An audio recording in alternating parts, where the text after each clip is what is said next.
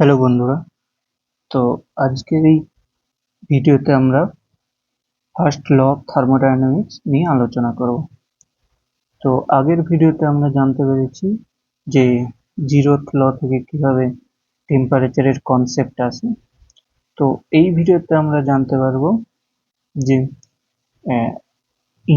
Internal এনার্জিটা কি এবং ফার্স্ট ল অফ থার্মোডায়নামিক্স সেটা কি।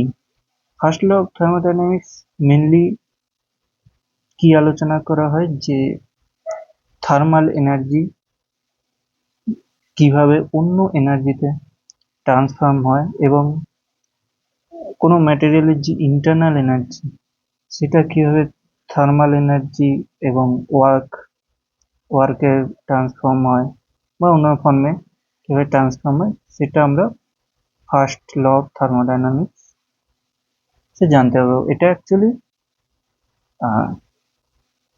কনজারভেশন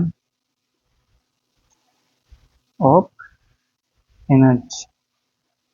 তো কনজারভেশন অফ এনার্জি ল এটা এটা এখন আমাদের বোঝা খুব কোনো ব্যাপার না, কিন্তু তখনকার সময়ে অষ্টাদশ শতাব্দীতে এই কনজারভেশন অফ এনার্জির কনসেপ্টটা আয়ত্ত করা খুবই কঠিন ছিল কনসেপচুয়ালি।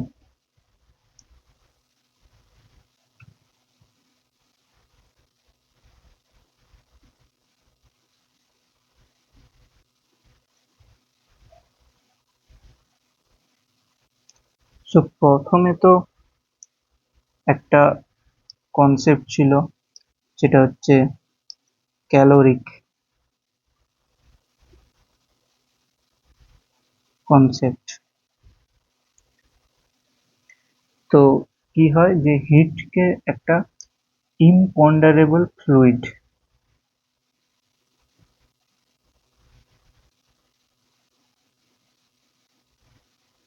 বলে জানা হতো, মানে যার কোনো সোর্স বা ডেস্ট্রয় নেই। তো এই ফ্লুইড কি হয়, এটা ফ্লুইডটা মাসলেস এবং হাইলি ইলাস্টিক, মানে কোনো লস হয় না এনার্জি।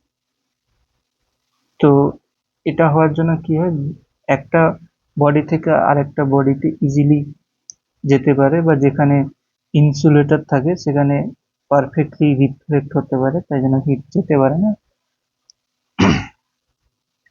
তো এই ফ্লুইড কনসেপ্টের মধ্যে আরেকটা ছিল, যখন আমরা কোনো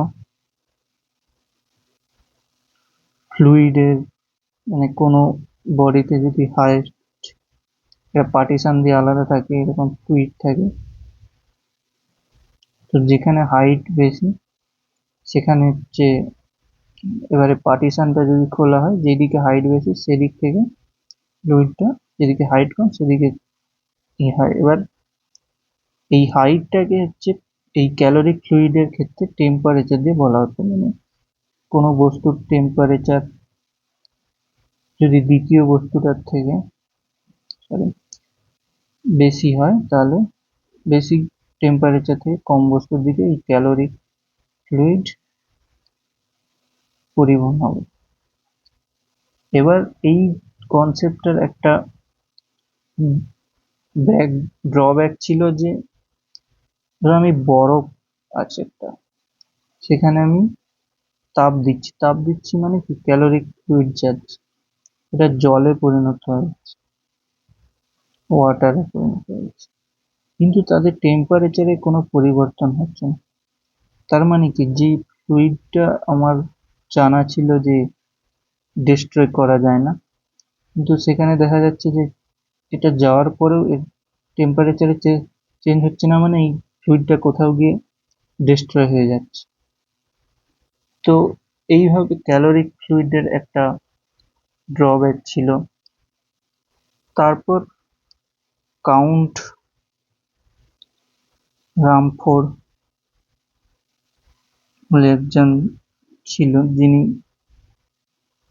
1798 সালে তার গান ব্যারেলে যখন ড্রিল করছিল, তখন দেখলো যে মোশন থেকে হিট এনার্জি জেনারেট হচ্ছে। তো এই মোশন মানে কি, এই গান ব্যারেল ড্রিল করার সময় যে ফ্রিকশনটা হচ্ছে সেখান থেকে হিট এনার্জি জেনারেট, সেটা কিন্তু ক্যালোরিক কনসেপ্টের সম্পূর্ণ বিপরীত। তো এইভাবে আসে। তারপর তো এখান থেকে ক্যালোরিক কনসেপ্টের একটা অপোজেবল ব্যাখ্যা পাওয়া যায়। এরপর জুল কি করে 1840 সালে, মানে অনেক বছর পর, এত বছর ক্যালোরিক কনসেপ্টে কাজ চলত, জুল 1840 সালে মলিকুলার মোশন থেকে ইন্টারনাল এনার্জির কনসেপ্টটা দেয়, এবং সেখান থেকে হেলমহোল্টজ, ক্লসিয়াস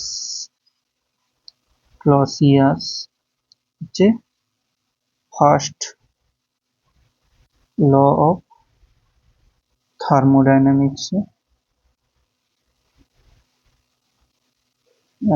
ধারণাটা দেয়।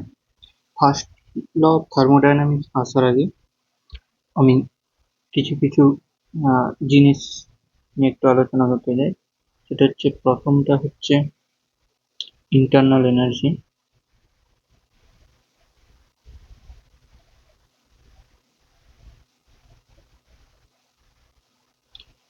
ইন্টারনাল এনার্জি কি? তো ইন্টারনাল এনার্জি বোঝার জন্য একটা সিম্পল ঘটনা বলি। তো একটা বরফের কিউব আছে, তাতে আমি তাপ দিলাম, কিউ পরিমাণ তাপ দিলাম, এর টেম্পারেচার ছিল 0°C। এটা গলে জল হলো। তো যখনই জল হওয়া বন্ধ হয়ে গেল, তখন আমি তাপ দেওয়া বন্ধ করে দিলাম। তো তারও টেম্পারেচার 0°C। তো দুটারই টেম্পারেচার যখন 0°C, তাহলে আমরা যে তাপটা দিলাম সেটা তাহলে কোথায় গেছে? সেটা যদি বলতে চাই, তো এর দেখতে গেলে এর কিছুটা ভলিউম কম হয়েছে।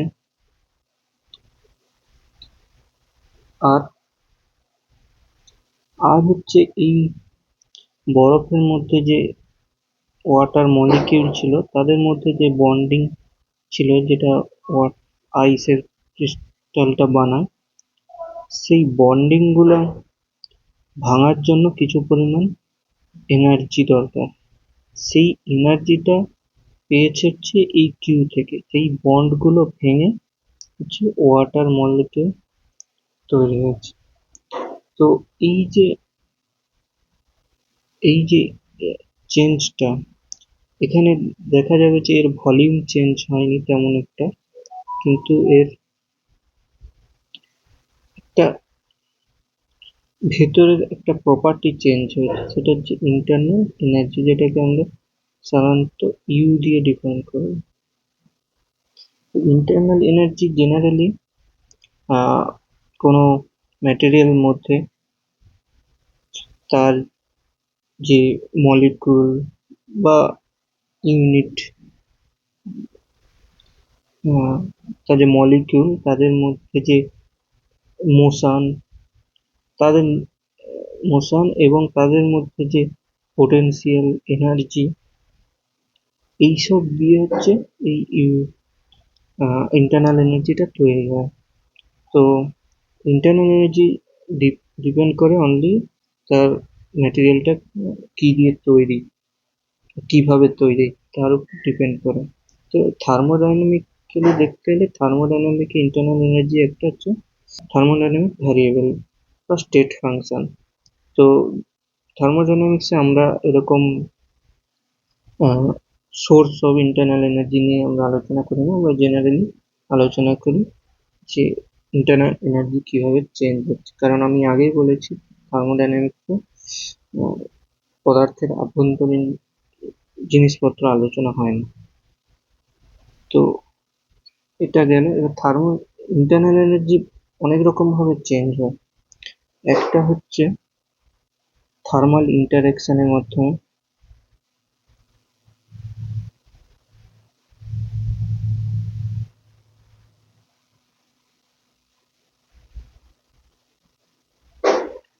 কি হচ্ছে মেকানিক্যাল ইন্টারঅ্যাকশন।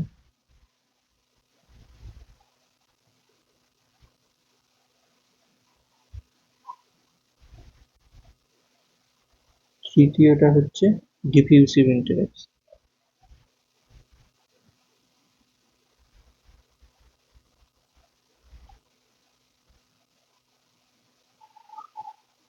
থার্মাল ইন্টারঅ্যাকশন মানে তো একটা কন্টেনারের মধ্যে গ্যাস রয়েছে বা একটা আইস রয়েছে, তো আমি যদি এটাকে হিট বার থেকে হিট দিই, এই ওয়ালটা হচ্ছে তাপ পরিবহন করতে পারে। তো হিট দিই, তাহলে এটা কি এর মধ্যে যে আইসটা থাকবে সেটা গলে জলে পরিণত হবে।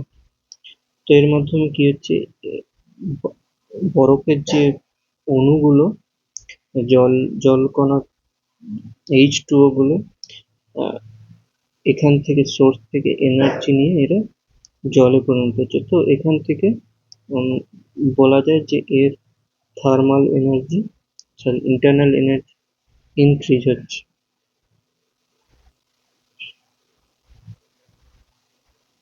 মেকানিক্যাল ইন্টারঅ্যাকশন কিভাবে বলা যায়, একটা সিলিন্ডার আছে, তারপর একটা পিস্টন আছে। তো এর প্রথমে ভলিউম ভি ছিল, প্রেসার দিলাম, কোনো বাদ থেকে এটা কোনো তাপ আদান প্রদান করতে পারে না, মানে মানে হচ্ছে অ্যাডিয়াবেটিক সিস্টেম। প্রথমে ভি ছিল, তারপর ভি2, ভি2 ইজ লেস দেন ভি। এর মাধ্যমে উম, এর মধ্যে যে যে অণু গুলো আছে, কনস্টিটিউয়েন্ট পার্টিকেল আছে, তাদের ভেলোসিটি বাড়ে এবং তাদের ইন্টারনাল এনার্জি বাড়ে। ডিফিউসিভ ইন্টারঅ্যাকশন মানে কোনো সিস্টেম আছে, সেটা n পরিমাণ কনস্টিটিউয়েন্ট পার্টিকেল দিয়ে তৈরি, মানে অণু বা পরমাণু দিয়ে তৈরি। এবার সেই n পরিমাণ থেকে কিছু যদি আমি বের করে দিই, তাহলে কি সেই যেই পরিমাণ আমি অণু পরমাণু বের করে নিলাম, তাদের যে গতিশক্তি বা পোটেনশিয়াল এনার্জি, সেইগুলো এর টোটাল এনার্জি থেকে মাইনাস হয়ে যাচ্ছে। তো এইভাবে আমরা ইন্টারনাল এনার্জি চেঞ্জ দেখতে পাই। তো এই 3 প্রকারে আমরা ইন্টারনাল এনার্জি চেঞ্জ দেখতে পাই। এখন আরেকটা জিনিস বলতে হবে, সেটা হচ্ছে ওয়ার্ক।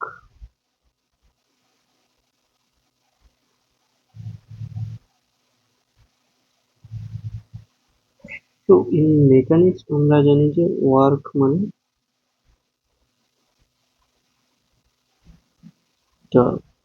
ইনিশিয়াল আরএল থেকে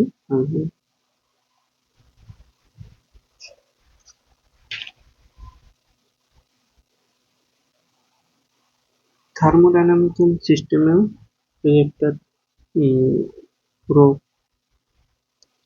থার্মোডাইনামিক সিস্টেম, যদি বাইরের থেকে ফোর্স বা ভেতরের কোনো ফোর্সের দ্বারা যদি এক্সপেন্ড বা কম্প্রেস,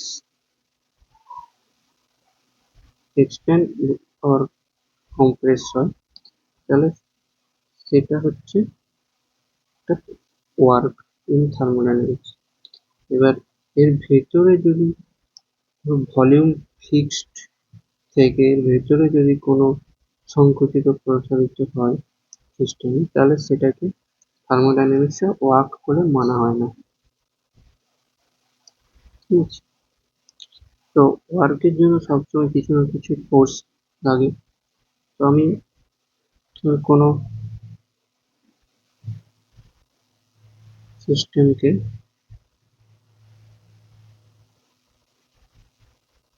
বাইরে থেকে ফোর্স দিয়েও আমি কিছুটা পরিমাণ ভলিউম কম করতে পারি, বা পিস্টন টেনেও আমি ভলিউম ইনক্রিজ করতে পারি। তো এটা হচ্ছে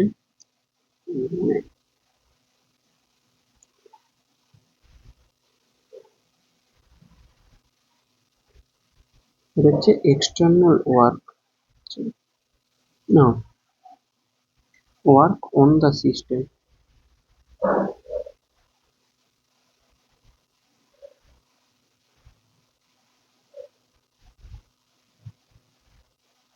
এবার কোনো একটা সিস্টেম আছে, তো যেমন পিস্টন রাখা আছে, এবার এই ভেতরের গ্যাসের যে টেম্পারেচার আছে আমি কোনোভাবে একটু ইনক্রিজ করলাম,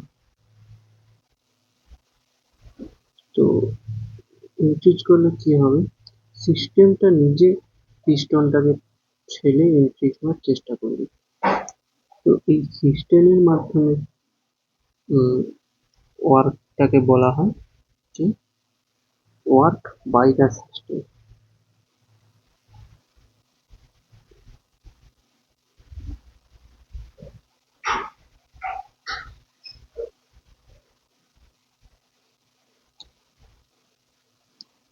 তো জেনারেলি আমরা দেখতে পাই যে থার্মোডাইনামিক্সে ওয়ার্ক মানে তার ভলিউম চেঞ্জ হয়, ঠিক আছে? এই ভলিউম চেঞ্জ হওয়ার জন্য তার ফর্মুলাটাকে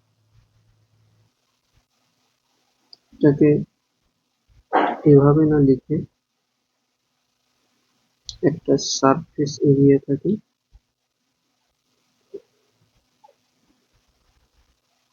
এভাবে লেখা হয় যে যেমন পিস্টন, এই সিস্টেমের ক্ষেত্রে এই সারফেসটা এস, আর এদিকে ডিসপ্লেসমেন্ট হয় আর, তাহলে এফ ইন্টু ডিআর কে আমরা এভাবে বলতে পারি।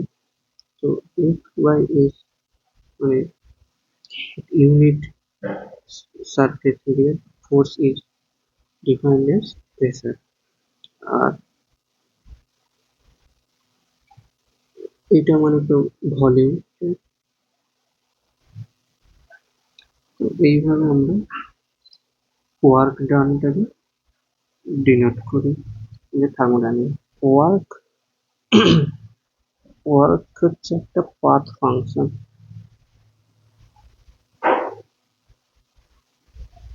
তো যদি আমি একটা ইন্ডিকেটর ডায়াগ্রাম নিই, এদিকে পি থাকে,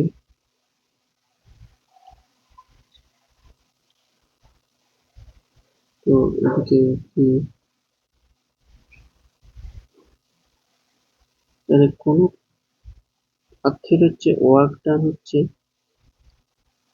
সেই পাথের নিচের যে এরিয়াটা, সেটা হচ্ছে ওয়ার্ক ডান, ঠিক আছে? এবার কেন এটা পাথ ফাংশন, তো আমি এই আই থেকে ফাইনাল ইনিশিয়াল পয়েন্ট থেকে ফাইনাল পয়েন্ট আমি বিভিন্নভাবে যেতে পারি, এবং সেই বিভিন্নভাবে যাওয়ার যে রাস্তা, তার নিচের যে এরিয়া আলাদা আলাদা হবে, তাই জন্য ওয়ার্ক ডান হচ্ছে পাথের উপর ডিপেন্ড করে।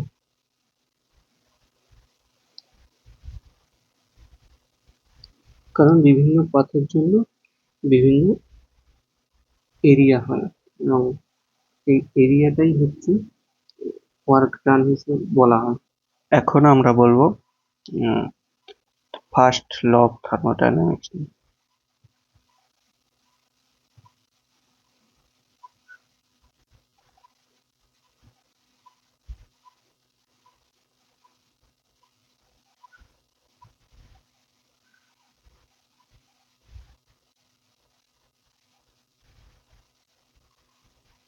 তো প্রথমে আমি ফার্স্ট ল অফ দ্য থার্মোডাইনামিক্সটা লিখি, that when a system is constraint to undergo a change by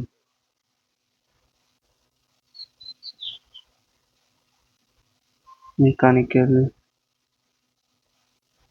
diffusive, or thermal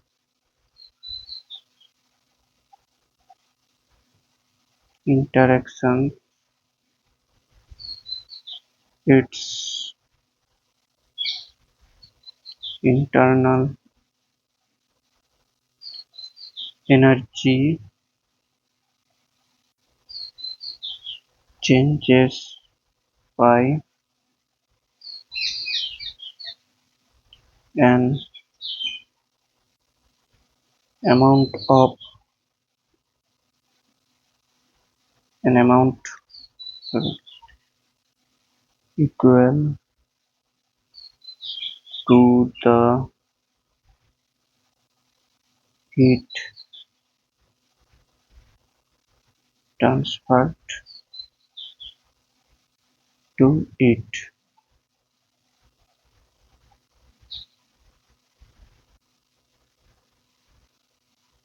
Work done on it and matter exchanged.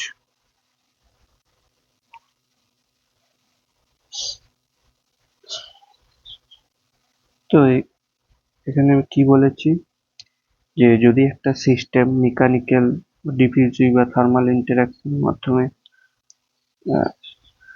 Thermal interaction করানো হয়, তো এটার যে ইন্টারনাল এনার্জি চেঞ্জ সেটা ওই হিট ট্রান্সফার এর work done আর কি পরিমাণ ম্যাটার এক্সচেঞ্জ হয়েছে তার সাথে সমান হয়।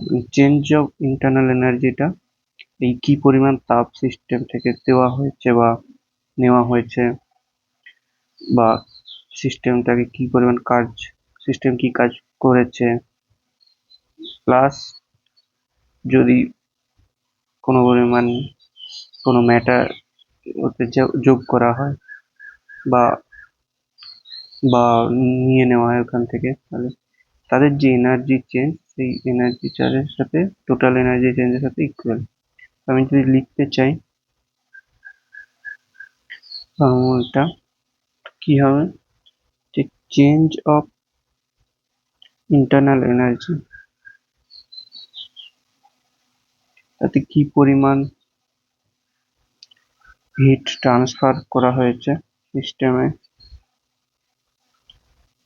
সিস্টেমটা কি পরিমাণ কাজ করেছে,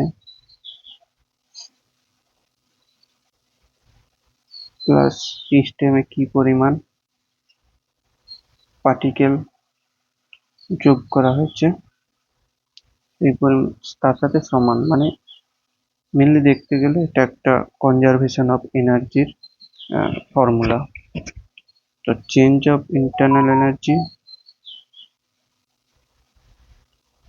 হয় যখন তাতে কোনো পরিমাণ তাপ যোগ করা যায়, সিস্টেমটা কি পরিমাণ কাজ করেছে এবং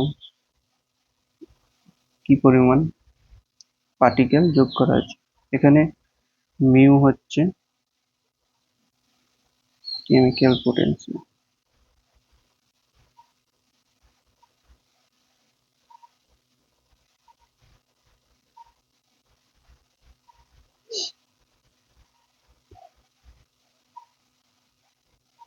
এবার এই যে তাপটা এটা হচ্ছে সিস্টেমে যোগ করা হয়েছে, ডেল ডব্লিউটা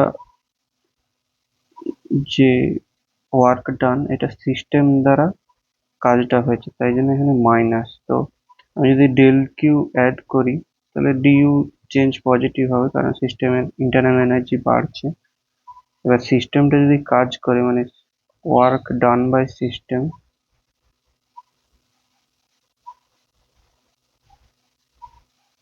তাহলে তারও কিছু এনার্জি লস হবে, তাই জন্য মাইনাস। এবং মিউ ডিএন হচ্ছে ডিএন পরিমাণ পার্টিকেল অ্যাড করা হচ্ছে, তাই জন্য এটা পজিটিভ। তো এটা একটু মাথায় রাখতে হবে, এই সাইনটা। ঠিক আছে, এবার যদি more then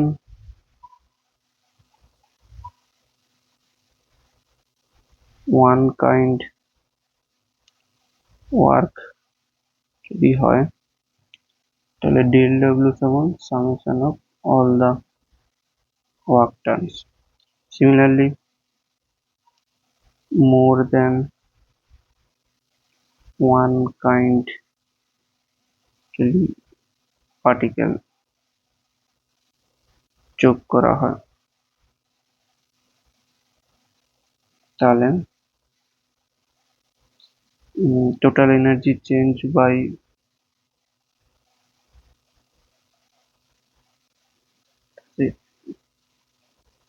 total energy change through the particle addition is the summation of all the kind of particle addition.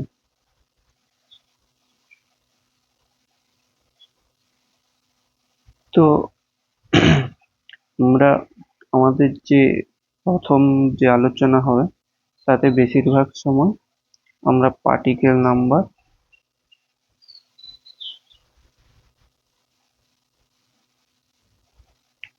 Conserve রাখবো, মানে কোনো পার্টিকেল আমরা এক্সচেঞ্জ করতে দেব না, তাই জন্য টিএন আমাদের বেশিরভাগ সময় 0 থাকবে।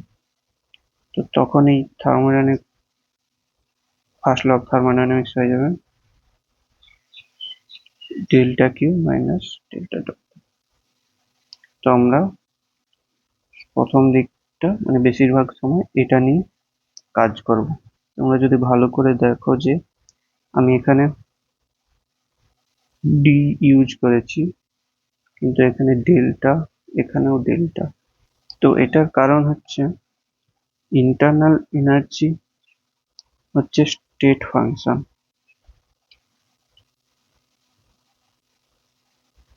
এটা হচ্ছে একটা পাথ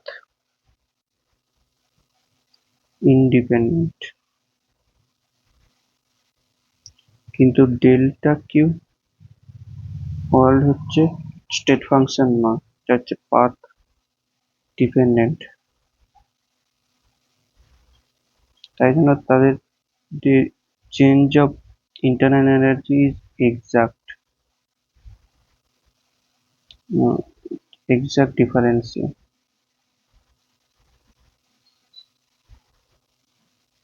আর আর এদের চেঞ্জটা হচ্ছে ইনএক্সাক্ট।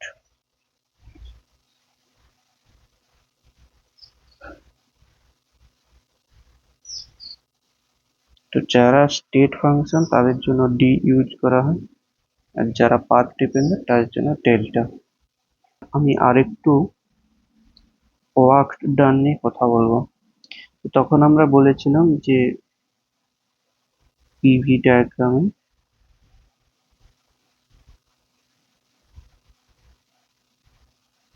যে কোনো প্রসেসে পিভি ডায়াগ্রামে তাদের মধ্যে যে এরিয়াটা হয় সেটা হচ্ছে ওয়ার্ক ডান, এটা হচ্ছে ওয়ার্ক ডান। ওয়ার্ক ডানের যে ফর্মুলা, এটা পিডিভি কেন, ভিডিপিও তো হতে পারত, মানে এরকম মাথায় আসতে পারে কোনো সময়, যদিও এটা অনেকের কাছে স্টুপিড জিনিস হতে পারে, কিন্তু মাথায় আসতে পারে যে পিডিভি কেন, ভিডিপি নয় কেন। তো ভিডিপি নয় কারণ হচ্ছে আমরা ফোর্সের ওয়ার্ক ডানের যে ডেফিনেশনটা নিউটনিয়ান মেকানিক্সে পড়ার সময় পড়েছিলাম, যে ওয়ার্ক ডান তখনই বলা হবে যদি কোনো বস্তুর ডিসপ্লেসমেন্ট হয়, ডি পরিমাণ ডিসপ্লেসমেন্ট হয়। তবেই বলা হবে ওয়ার্ক ডান। তো আমরা এটাতে দেখতে পাই যে প্রেসার, একটা প্রেসারের মধ্যে ডিভি চেঞ্জ হচ্ছে, ডিভি জিরো নয়, ঠিক আছে।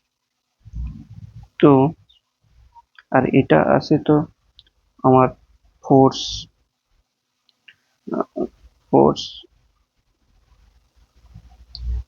ইন্টু ডিসপ্লেসমেন্ট থেকে, যেটা ওয়ার্কের মেন ফর্মুলা।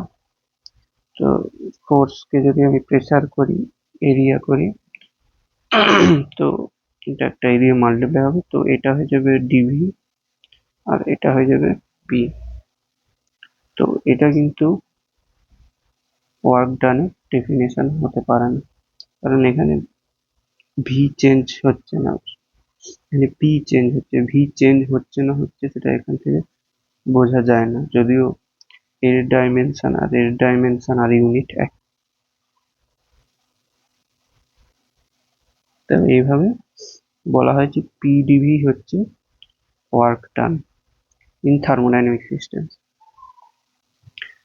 তো থার্মোডাইনামিক্যালি দেখতে গেলে বিভিন্ন রকম প্রসেস, যেমন এবার কোন প্রসেসে কিভাবে সেই ওয়ার্ক ডানটা কিভাবে বের করা হয়, ডিটারমাইন করা হয়, সেটা আমি বলবো।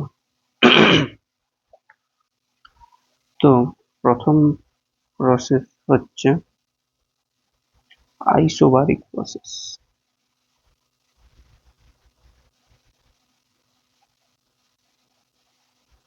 আইসোবারিক প্রসেসে কি হয়, প্রেসার কনস্ট্যান্ট থাকে।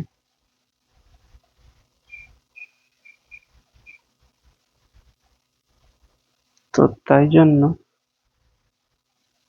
প্রেসার যেহেতু কনস্ট্যান্ট থাকে, তাহলে সেটা ইন্টিগ্রেশনের বাইরে চলে যায়, এটা ভিআই ভিএফ তো সমান, এটা আইসোবারিক প্রসেসে ওয়ার্ক ডান। আইসোকোরিক প্রসেসে কি হয়,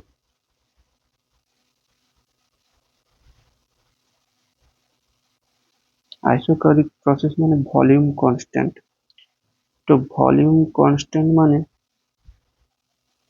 ডিভি জিরো, তো ওয়ার্ক ডান জিরো।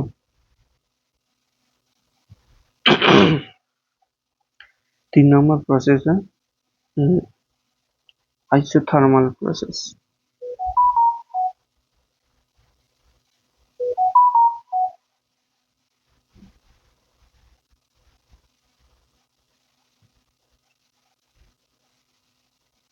তো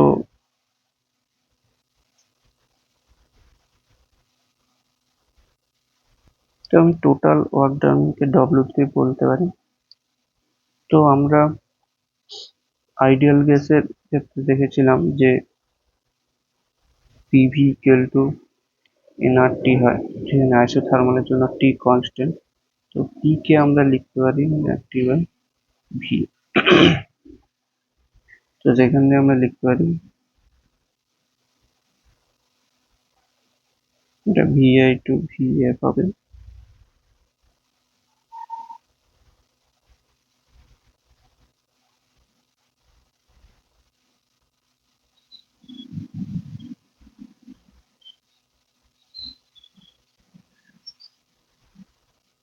তো আইসোথার্মাল প্রসেসের ক্ষেত্রে ওয়ার্ক ডানটা এইভাবে হয়। এই লগারিদমিক টার্ম থেকে বলতে পারি, যদি VF is greater than VI হয়, তাহলে এই লগারিদমিকটা পজিটিভ। তার মানে কি, ওয়ার্ক ডানটা পজিটিভ হয়, মানে সিস্টেম কাজ করেছে। তো ওয়ার্ক ডান বাই সিস্টেম। এবার ভিএফ যদি ভিআই চেয়ে ছোট হয়, মানে সিস্টেমটা কম্প্রেসড হয়েছে। কম্প্রেসড হয়েছে মানে এই লগারিদমিক টার্মটা নেগেটিভ, তার মানে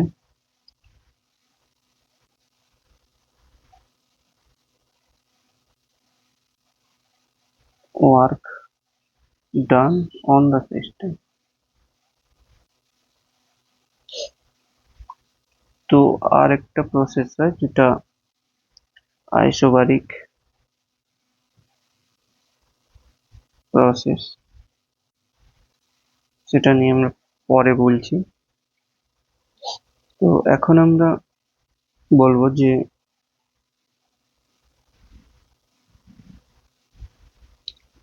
significance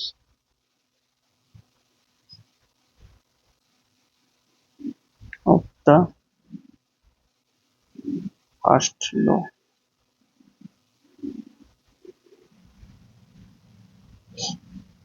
তো প্রথম আমরা জানতে পারি যে এটা বলে ইন্টারনাল এনার্জি যে স্টেট ফাংশন।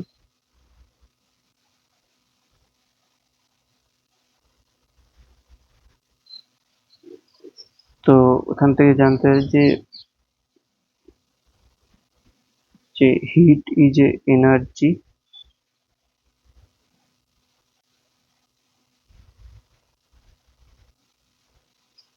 In transit. মানে এই যে আমরা ফর্মুলাটা লিখেছি, তো ডেল কিউ পরিমাণ যদি হিট যায়, তার মধ্যে কিছু ওয়ার্ক করা হয় আর পার্টিকেল অ্যাড করে, তার মধ্যে তার ইন্টারনাল এনার্জিটা এভাবে চেঞ্জ হয়। তাহলে এখান থেকে জানতে পারি যে হিট একটা এনার্জি ফর্ম, যেখান থেকে মানে অন্যান্য এনার্জি কিভাবে ট্রান্সফর্ম হতে পারে সেটা আমি এখান থেকে বলতে পারি। তো 3 নম্বরটা হচ্ছে খুবই ইম্পর্ট্যান্ট। তখন একটা কনসেপ্ট উঠেছিল যে পারপেচুয়াল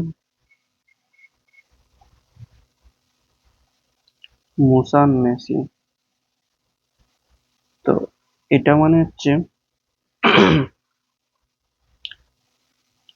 যে কোনো মেশিন উইথাউট এনার্জি, মানে কোনো যদি আমরা হিট না দিই, কোনো কাজ কোনো এনার্জি না দিই, তবুও সেটা নিজে নিজে কাজ করবে। যেহেতু আমরা এনার্জি দিচ্ছি না বা এনার্জি নিচ্ছে না, তার মানে কি এনার্জি, মানে সেটা কোনো এনার্জি নিচ্ছে না, মানে সেটা অনন্তকাল ধরে চলে যাবে। তো এই ফার্স্ট ল থেকে এটা বলা যায় যে এই perpetual motion machine is impossible. তখন একটা কনসেপ্ট উঠেছিল যে এরকম মেশিন বানানো যেতে পারে, কিন্তু ফার্স্ট ল অফ থার্মোডাইনামিক্স থেকে জানতে পারে যে without any energy transferred in the system, the engine or machine cannot run by its own. own mean own মানে যে নিজের এনার্জি নিয়ে চলতে পারবে না সেটা নয়, মানে এটাকে এনার্জি কনজিউম করতেই হবে, তবে গিয়ে এই মেশিন চলবে। তো ফার্স্ট ল হচ্ছে এই পারপেচুয়াল মেশিনের ধারণাটা ধ্বংস করেছে। এবার কিছু লিমিটেশনও আছে, মানে অনেক কিছুই বলে দেয় ফার্স্ট ল, কিন্তু অনেক কিছু এর মধ্যে নেই। সেটা হচ্ছে ধরো কোনো সিস্টেমে আমি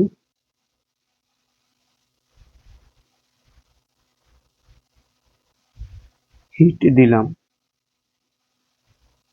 হিট দিয়ে রেখে দিলাম একটা টেম্পারেচার অবধি গেল টি, তারপর আমি ছেড়ে দিলাম সেটা এনভায়রনমেন্ট। এবার এনভায়রনমেন্টে গিয়ে সেই সিস্টেমটা কোন দিকে, মানে সে কোন প্রসেসটা হবে, সে এনভায়রনমেন্ট থেকে আরো এনার্জি নিবে না এনভায়রনমেন্টে আরো এনার্জি দেবে, না সেটা কম্প্রেস হবে, না এক্সপ্যান্ড হবে, সেই direction of the thermodynamic motion এই ফার্স্ট ল অফ থার্মোডাইনামিক্স থেকে বলা যায় না। আমরা শুধু বলতে পারি যে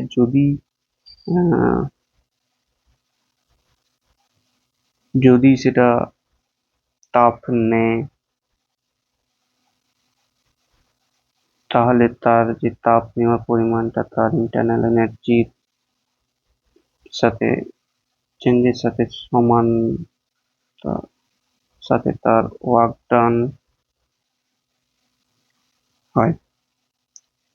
তো এই ইকুইভ্যালেন্সটা আমরা বলতে পারি, কিন্তু এই ডেল্টা কিউ এর যে ডিরেকশনটা কোন দিকে ডেল্টা কিউ হবে সেটা ফার্স্ট ল অফ থার্মোডাইনামিক্স থেকে বলা যায় না, যে সিস্টেমটা তাপ নেবে না তাপ ছাড়বে সেটা বলা যায় না। ঠিক আছে, আমরা অনেক পরে এসে জানতে পারি যে বাইরের টেম্পারেচার যদি গ্রেটার হয় তাহলে হচ্ছে সে এনভায়রনমেন্ট থেকে তাপ নেবে, যদি কম হয় তাহলে এনভায়রনমেন্ট থেকে তাপ ছাড়বে। তো সেটা সেটা এই ফার্স্ট ল অফ থার্মোডাইনামিক্স থেকে বলা যায় না। তো এটা একটা লিমিটেশন, যে direction of thermodynamic motion cannot be predicted. এবার দ্বিতীয় নম্বরে হচ্ছে তখন আর একটা পারপেচুয়াল মেশিনের ধারণা হয়েছে, যে আমাদের এনভায়রনমেন্টে তো যথেষ্ট পরিমাণ তাপ শক্তি আছে বা তার ইন্টারনাল এনার্জি আছে। কোনো যদি এরকম মেশিন আবিষ্কার করা যায় যে এনভায়রনমেন্ট থেকে তাপ নিবে, নিয়ে নিজে নিজে কাজ করবে, মানে নিজে থেকে তাপ নিবে, নিজে নিজে কাজ করবে। তো এতে তো ফার্স্ট ল অফ থার্মোডাইনামিক্স আনস্যাটিসফাই করছে না, কারণ ফার্স্ট ল অফ থার্মোডাইনামিক্স অনুযায়ী যে ডেল্টা কিউ পরিমাণ তাপ নিয়ে পিডিভি পরিমাণ কাজ করবে, সেটা তো ফার্স্ট লতে বলাই আছে, বা কিছু ইন্টারনাল এনার্জি গ্রো করবে, এটা তো ফার্স্ট লতে বলাই আছে যে এনার্জি নিলে তবে সে কাজ করতে পারবে। তো কিন্তু কিন্তু এই মেশিনটাও সম্ভব নয়। তো এই যে মেশিনটা সম্ভব নয় এটা ফার্স্ট ল থেকে বলা যায় না, কারণ এটা ফার্স্ট ল অটোমেটিক স্যাটিসফাই করে। তো এই ধরনের পারপেচুয়াল মেশিনকে বলা হয় perpetual motion machine of second kind. পরে দেখবো যে এই লিমিটেশন গুলো দুটোই হচ্ছে সেকেন্ড ল অফ থার্মোডাইনামিক্স দিয়ে বলা যায় যে এগুলো করা যায় না। তো এখন আমরা চলে যাব application of first law of thermodynamics.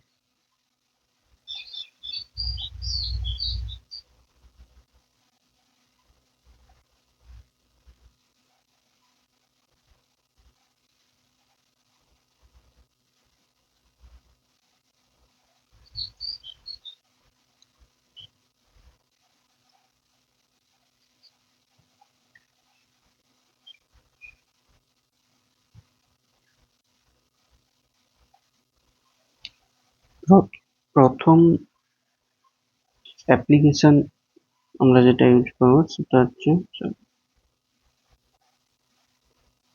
যে হিট ক্যাপাসিটিস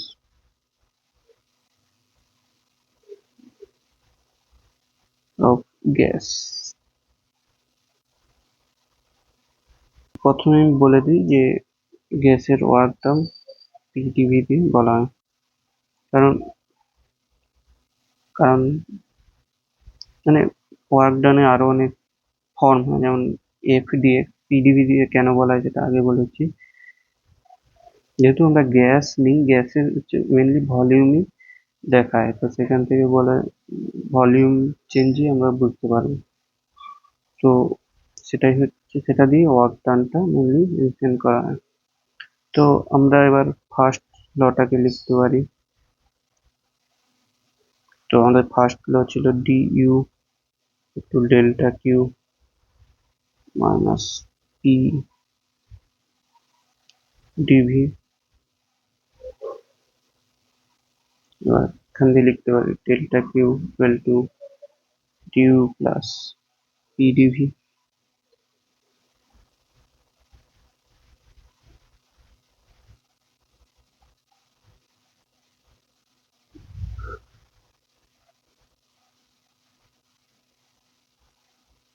তো এখানে একটা ইম্পর্টেন্ট জিনিস আছে যে কোনো স্টেট ফাংশনকে টি ভি অথবা টি এর মধ্যে যে কোনো দুটো দিয়ে বলা যেতে পারে। সেটা কেন? কারণ আমরা যদি ইউ লিখতে চাই, আমরা ইউ কে ভি টি দিয়ে বলতে পারি as a function of, U কে পি বা টি দিয়ে বলতে পারি, বা ইউ কে পি আর ভি দিয়েও বলতে পারি। এর কারণ হচ্ছে এই পিভিটি কোনো গ্যাসিয়াস সিস্টেমে হচ্ছে নিজেদের মধ্যে রিলেটেড। সেটা আইডিয়াল গ্যাসের ক্ষেত্রে P V equal to N R T. এবার রিয়েল গ্যাসের জন্য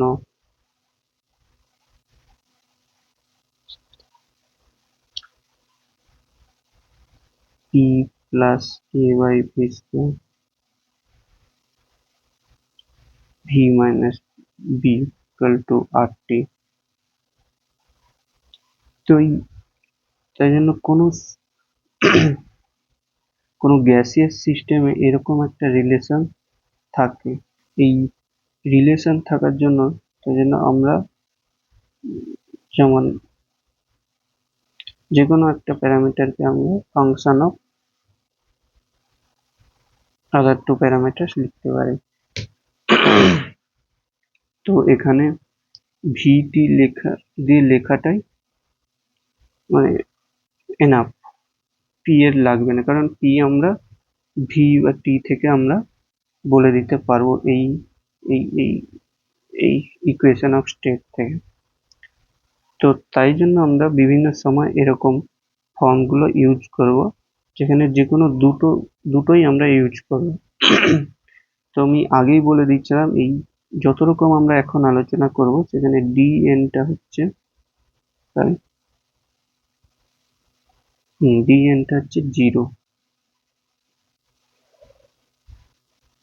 আমরা পার্টিকেলের চেঞ্জ আমরা দেখছি না, শুধুমাত্র বাকি ইন্টারনাল এনার্জি ওয়ার্ক ডান নিয়ে আলোচনা করব।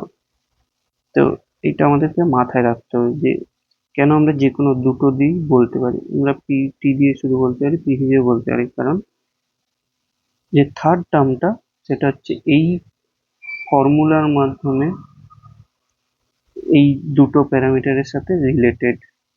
মানে এটাকে আমরা ভি ফাংশন অফ পিটি লিখতে পারি, টি এর ফাংশন অফ পিভি লিখতে পারি। এখন আমরা ইউ কে যে ফাংশন অফ টিভি লিখবো। তো সেটা লেখার কারণ আছে, যেটা পরে আমরা জানতে পারবো। তো এটাকে আমরা যদি এর এক্সাক্ট ডেরিভেটিভ নিই, ঠিক আছে, তো এইভাবে আমরা বলতে পারি। তো আমরা যে কোনো মানে এরকম ফর্ম আমরা অনেকবারই ইউজ করব। তো প্রথমে ভি কে কনস্ট্যান্ট রেখে টি এর সাপেক্ষে ডেরিভেটিভ করব, পরে হচ্ছে টি কে কনস্ট্যান্ট রেখে ভি এর সাপেক্ষে ডেরিভেটিভ করে তাদের যে ডিটি ডিভি দিয়ে মাল্টিপ্লাই করব। তো এবার এখান থেকে আমি কি বলতে পারি, তো এইটা আমি ইউজ করব এই যে ফর্মটা, এই ফর্মটা ইউজ করবো আমি এই ইকুয়েশনটা। এখান থেকে কি লিখতে পারি, delta Q equal to DU এর জায়গায় আমি এটা লিখতে পারি del U del T V T plus del U del V T DV plus P DV. তো দুটোতে ডিভি কমন, তাই জন্য আমি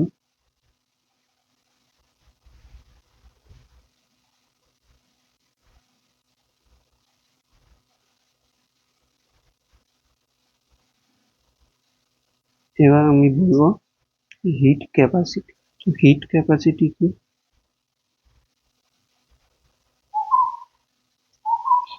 সিম্পলি যদি বলতে চাই, হিট ক্যাপাসিটি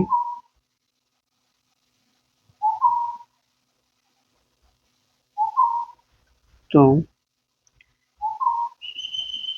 হিট ক্যাপাসিটি হচ্ছে মানে কোনো সিস্টেমে যদি ডেল্টা টি টেম্পারেচার বাড়াতে বা কমাতে ডেল্টা কিউ পরিমাণ তাপ অ্যাড করতে হয় বা ওখান থেকে নিয়ে নেওয়া হয় সিস্টেম থেকে, তাহলে সেই ডেল্টা কিউ আর ডেল্টা টির রেশিওটাকে বলা হয় হিট ক্যাপাসিটি। এবার গ্যাসের ক্ষেত্রে দু রকম হিট ক্যাপাসিটি, একটা হচ্ছে কনস্ট্যান্ট ভি, কনস্ট্যান্ট ভলিউম, এটাকে বলা হয় del Q del T at constant V, আর একটা হচ্ছে এট কনস্ট্যান্ট প্রেসার, এটাকে del Q del T constant V. দুটো আলাদা আলাদা হয় গ্যাসের ক্ষেত্রে। আমরা এই ইকুয়েশনটা পেলাম। এবার এখান থেকে আমরা ডেল কিউ কে টি এর সাপেক্ষে একটা ডেরিভেটিভ করতে হবে, del Q del T at constant volume. তো ভলিউম যখন কনস্ট্যান্ট করে দিচ্ছি তাহলে এই টার্মটা থাকবে, কিন্তু ভলিউম যখন কনস্ট্যান্ট করে দিচ্ছি তখন ডিভি ইকুয়াল টু জিরো হয়ে যাবে, তাই জন্য এই টার্মটা পুরোটা জিরো হয়ে যাবে। এটা আমি আগে বলেছি যে এটা সিভি, সরি এটা ইউ ছিল। তো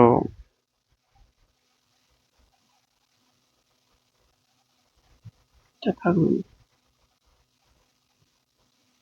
তো সিভি হচ্ছে at constant volume internal energy temperature সাথে কিরকম চেঞ্জ হয় সেটা বলে। তো এটা হচ্ছে সিভি। সিমিলারলি সিপি কি হয়, delta Q delta T constant pressure.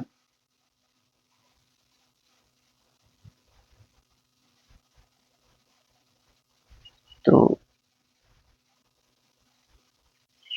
এই ফর্মুলা থেকেই আবার আসতে পারি যে ডেল কিউ মানে কি এর সাপেক্ষে জাস্ট এই ইকুয়েশনটাকে ডেরিভেটিভ করলে কি পাবো, del V del T V plus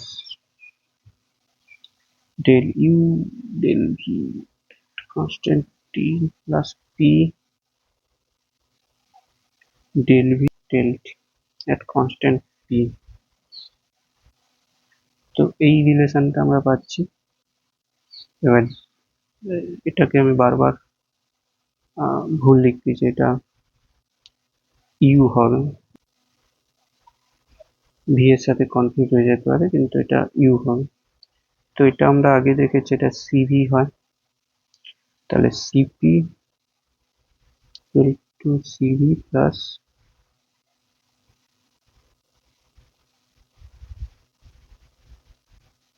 আর।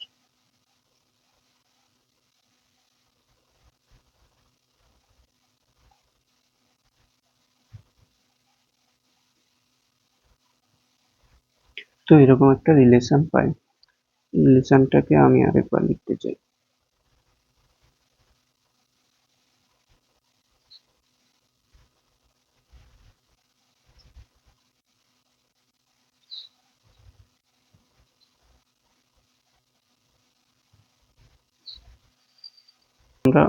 কনভার্সন ডিফারেন্ট কন্ডিশন নেই। প্রথম কন্ডিশন হচ্ছে পারফেক্ট গ্যাসের যদি জুল এক্সপেনশন করি,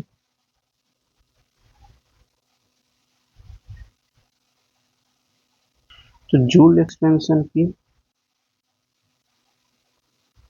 যদি এটা পারফেক্ট মানে আইডিয়াল গ্যাস আছে, আইডিয়াল গ্যাসের হচ্ছে যদি আমরা এর ভলিউম ধীরে ধীরে বাড়াই, তাহলে কি হবে? এই ভলিউম বাড়াই কিন্তু কোনো হিট ট্রান্সফার করতে দেবে না, অ্যাডিয়াবেটিক। এর ভলিউম বাড়ালে কি হবে? যেহেতু এরা আইডিয়াল গ্যাসের মধ্যে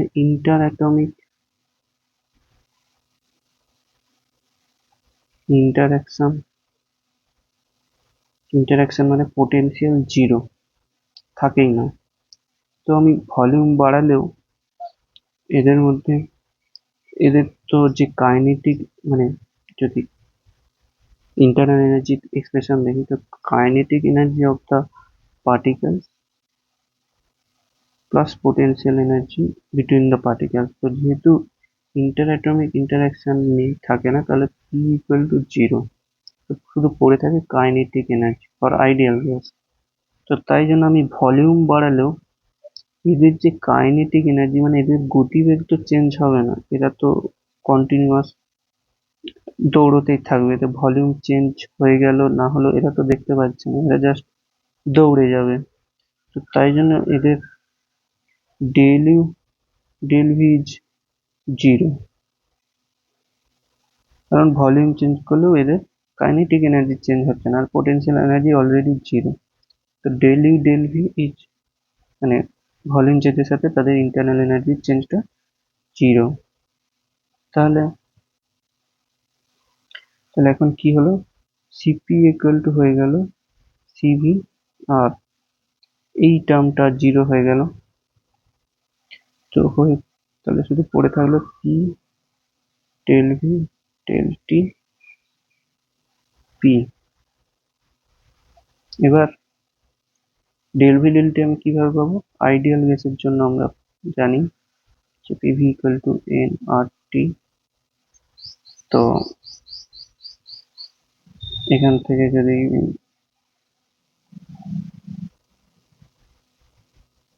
del V del T at constant P নেই,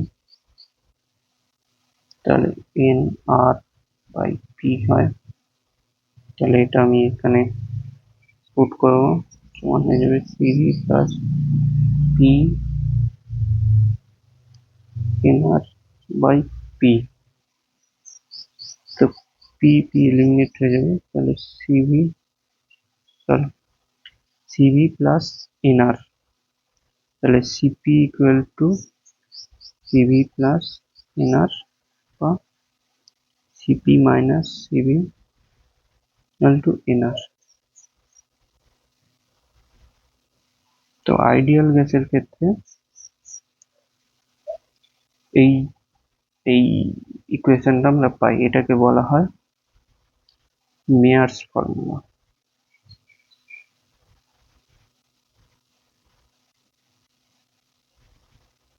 এই মেয়ার্স ফর্মুলা থেকে আমরা ফার্স্ট ল অফ থার্মোডাইনামিক্সকে বিভিন্ন রকম ভাবে বলতে পারি। তো কিভাবে বলতে পারি? আমরা প্রথমে আগেই বলেছি যে সিভি ইকুয়াল টু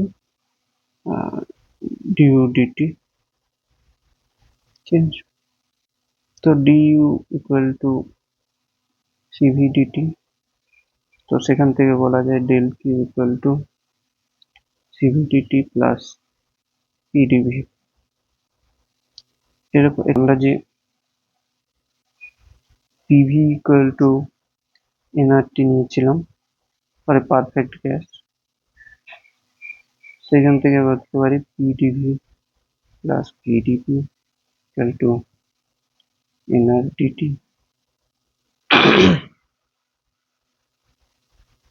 তো এখান থেকে P D V equal to N R D T minus P D V. তো আমরা এখন এই এনটাকে 1 বলেই মেনে চলবো, 1 মোল গ্যাসের জন্য করব। তাহলে এই ইকুয়েশনটাকে যদি আমরা ইউজ করি, সেই ডেল্টা কিউ হয়ে যাবে সি ভিডিটি প্লাস আর ডিটি মাইনাস ভিডিপি। এবার এটাকে আমরা লিখতে পারি এরকম, তো সিভি প্লাস আর সিপি, এখান দিয়ে বলা যায় for a single 1 mole of gas C P equal to R plus C V. তো এখান দিয়ে আমি বলতে পারি C V plus R to C P D T minus V D P. তো এটাও একটা form of first law of thermodynamics, কিন্তু এটা হচ্ছে ফর পারফেক্ট গ্যাস বা আইডিয়াল গ্যাস।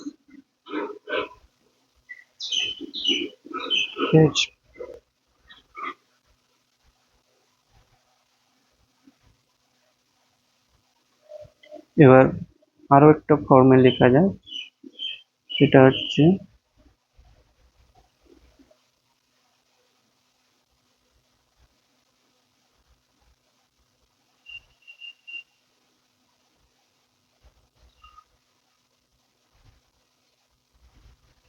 এই ফর্মটা কিভাবে আছে তোমরা ক্যালকুলেট করো।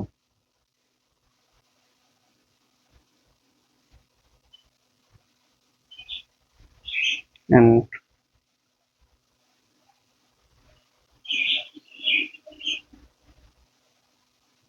কমেন্টে জানাও যে এই ফর্মটা কিভাবে আসছে। ওকে,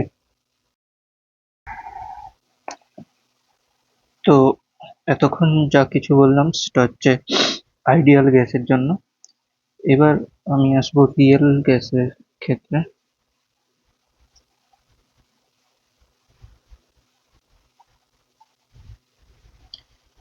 তো রিয়েল গ্যাসের ক্ষেত্রে কি হয়, আইডিয়াল গ্যাস যেমন state of equation PV equal two nRT হয়, কিন্তু রিয়েল গ্যাসের ক্ষেত্রে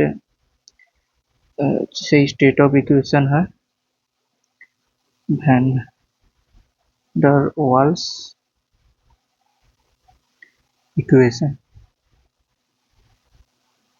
তো এটা কি হয়, ফর্মটা বলে দিচ্ছি, যে ভি স্কোয়ার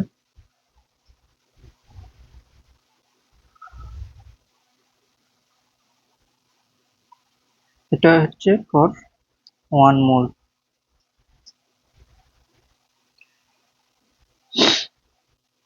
তো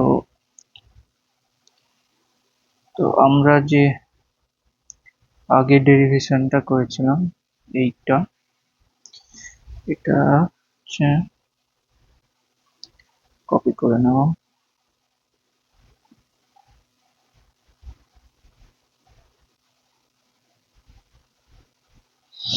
এবার আমাদের হচ্ছে স্টেট অফ ইকুয়েশন ছাড়া আরেকটা জিনিস লাগবে, সেটা হচ্ছে এটা।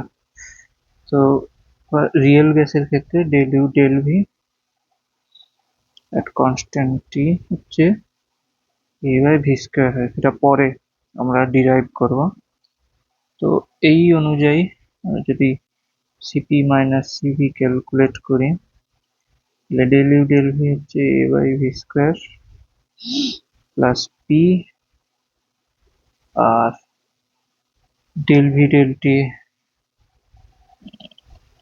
ক্যালকুলেট করলে del V del T P. তো ডেল ভি ডেল টি আমরা এই ইকুয়েশন দিয়ে ক্যালকুলেট করব। কিভাবে করব,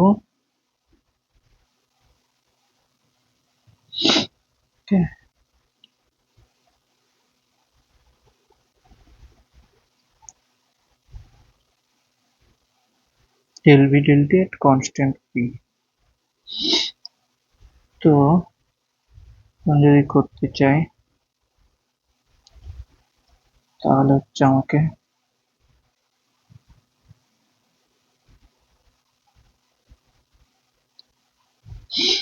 জাস্ট মাল্টিপ্লাই করতেছি।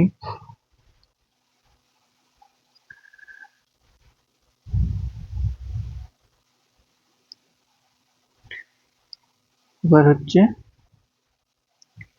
আমি হচ্ছে পুরোটাকে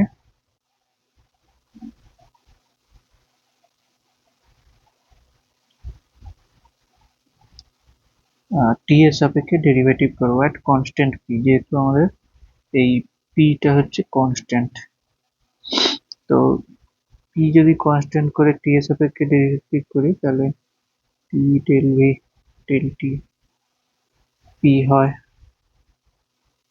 তো এই টার্মটা জিরো, তারপর A by V square del V del T P হয় minus two A B,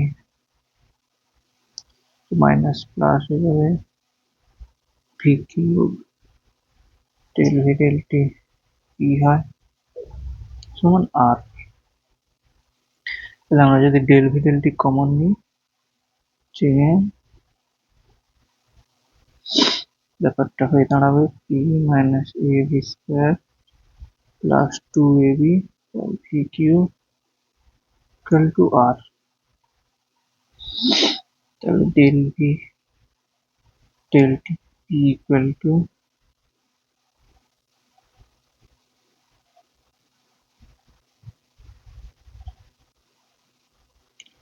R by P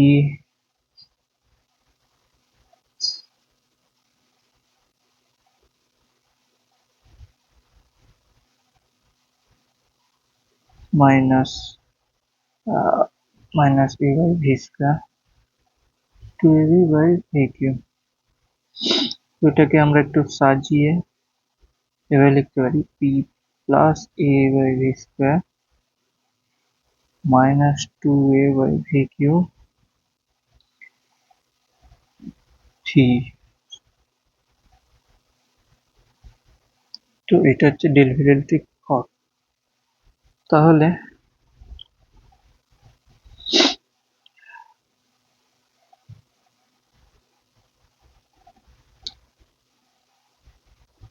এবার P plus A by V square equal to আমরা এখান থেকে জানতে পারবো যে R T by V minus. তো এটাকে আমরা লিখতে পারি আর R T by V minus P two A by V Q V minus.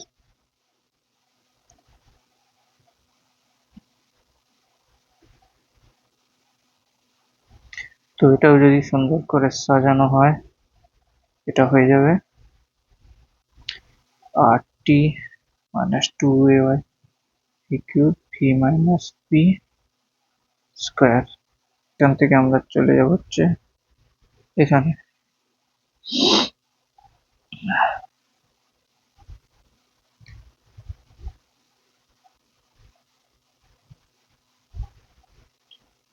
P কে লেখা যায় one by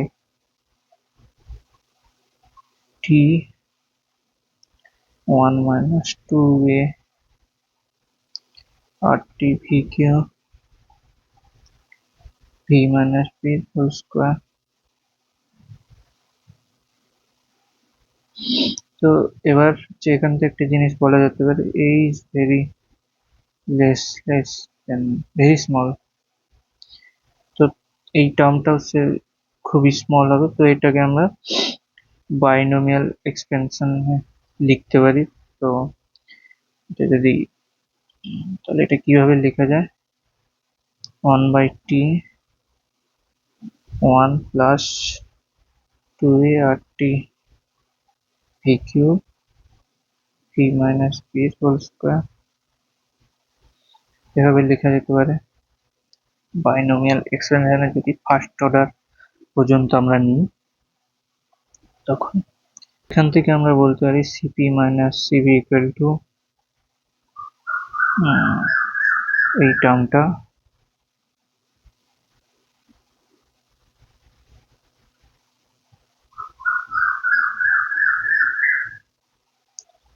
into del V del T P, del V del T P করতে হলে তাহলে ভি মাইনাস বিটাকে আমি এখানে আনবো, এখানে V minus B by T করবো, আর বাকি কপি করুন, বাকি এই টার্মটা আমি লিখে দেবো।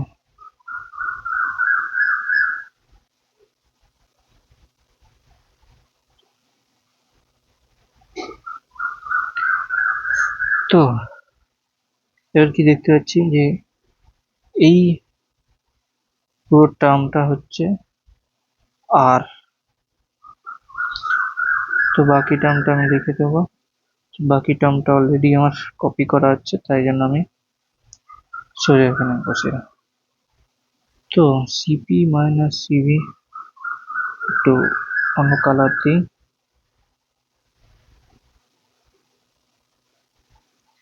এটা ঠিক আছে। তো রিয়েল গ্যাসের ক্ষেত্রে যেটা আমরা আইডিয়াল গ্যাসের ক্ষেত্রে মেয়ার ইকুয়েশন পেয়েছিলাম, সেটা রিয়েল গ্যাসের ক্ষেত্রে তার ফর্ম এরকম হয়। এবার আমরা একটা প্লট বানাতে পারি।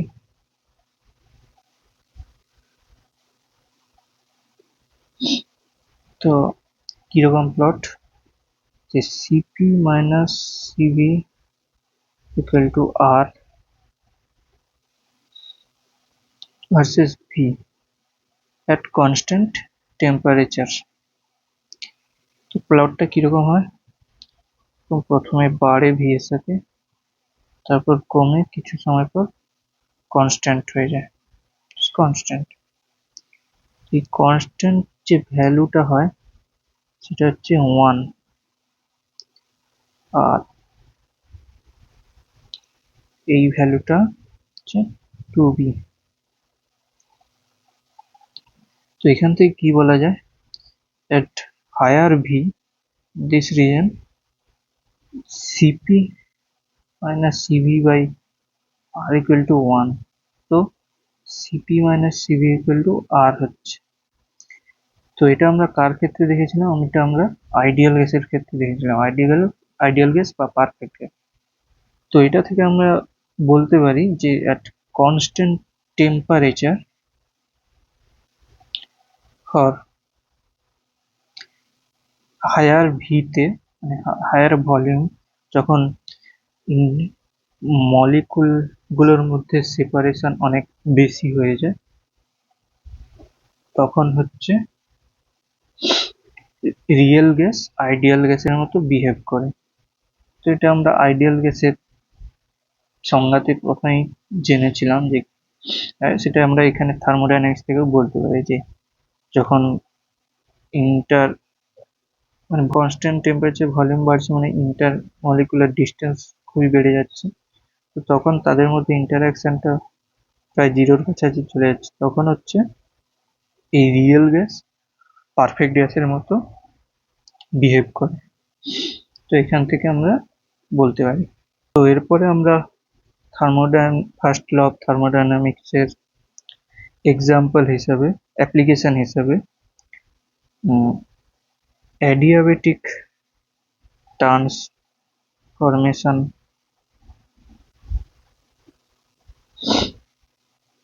কেমন হয় সেটা নিয়ে আলোচনা করব। তো অ্যাডিয়াবেটিক ট্রান্সফরমেশন মানে যেই ট্রান্সফরমেশনে সিস্টেমের মধ্যে বাইরে থেকে কোনো হিট দেওয়া বা সিস্টেম থেকে কোনো হিট নেওয়া হয় না। তার মানে ফার্স্ট লোতে আমাদের যেখানে ডেল্টা কিউ ছিল, এটা হয়ে যাবে 0। তো ডেল্টা কিউ 0 মানে ফার্স্ট লো এখন হয়ে যাবে আমাদের D U plus delta U 0। আমরা যদি কোনো গ্যাসিয়াস সিস্টেম নিই। তো গ্যাসিয়াস সিস্টেমের ক্ষেত্রে কি হয়, আমরা আগে প্রুভ করেছি DU equal to CV into DT, আর ডেল্টা ডব্লিউ ইজ পিডিভি। তো এই সেম ইকুয়েশনকে আমরা লিখতে পারি CV DT plus PDV equal to 0। যেহেতু এটা টি আর ভি এর ভ্যারিয়েবল ফর্মে আছে, তাই আমি পিটাকেও ভি আর টি এর ফর্মে লিখবো। তো আমরা যদি আইডিয়াল গ্যাস ধরে নিই, পিভি সমান আর টি, সরি, তো আইডিয়াল গ্যাস ধরে নিলে তাহলে এখান দিয়ে বলা যায় P equal to R T by V. তো যদি আমি এখানে ইউজ করি, তো ইকুয়েশনটা দাঁড়াবে C V DT plus R T by V T V equal to 0। তো C V D T equal to minus R T by V D V, তাহলে D T by T equal to R by C V minus R by C V D V by V. তো এটা যদি আমরা equation করি ln T equal to minus R CV ln V plus some constant a। তো এটার যদি আমরা এক্সপোনেনশিয়াল নিই, তাহলে t equal two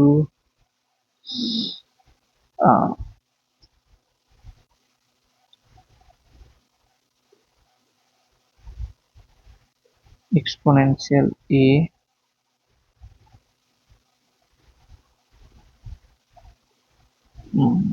V minus R CV,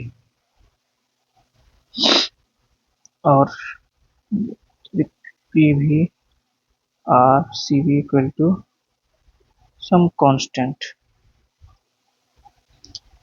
তো এখান থেকে আমরা বলতে পারি আর হচ্ছে, আর কে আমরা সিপি মাইনাস সিভি লিখতে পারি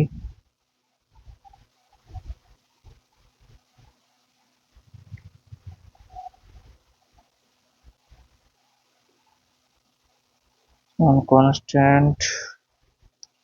তো টি ইকুয়াল টু একটা নতুন কনস্ট্যান্ট ইন্ট্রোডিউস করবো, সেটা হচ্ছে এটা। ফর অ্যাডিয়াবেটিক সিস্টেম যেমন state of equation PV equal to R T হয়, তার সাথে আর একটা এক্সট্রা কনস্ট্যান্ট লেগে যাচ্ছে, সেটা হচ্ছে T V gamma minus 1 equal to constant. এবার এই টি ভি গামা মাইনাস কনস্ট্যান্টকে আমরা যদি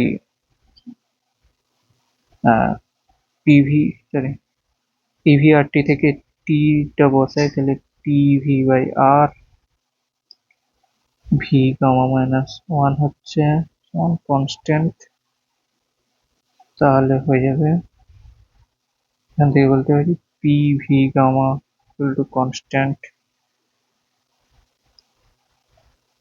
সিমিলারলি আমরা যদি ভি কে অমিট করি এই পিভি আর টি ইউজ করে, তো এটাই হয়ে যাবে T gamma P 1 minus gamma equal to constant. Okay,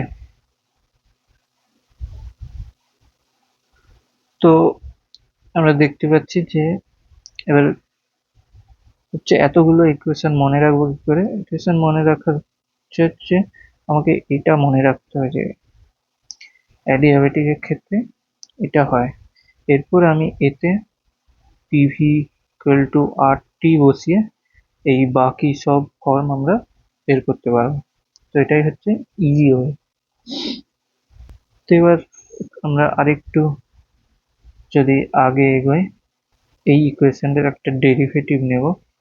derivative নিলে কি হবে, প্রথমে যদি পি এর সাপেক্ষে ডেরিভেটিভ করি DP V gamma plus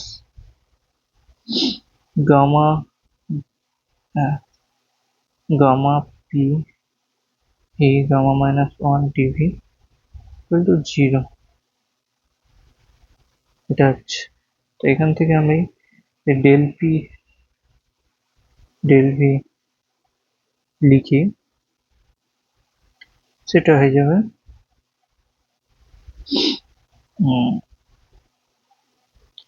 gamma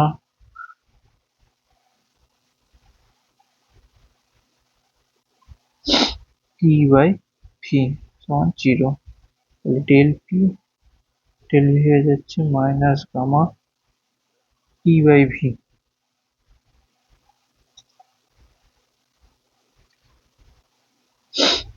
আবার যদি আমরা আইসোথার্মাল গ্যাস নিই, তো সেখানে পিভি ইকুয়াল টু কনস্ট্যান্ট, কারণ টেম্পারেচার কনস্ট্যান্ট। তো এখান থেকে আমরা বলতে পারি PDV plus VDP equal to 0। So del P del V constant T equal to minus P by V.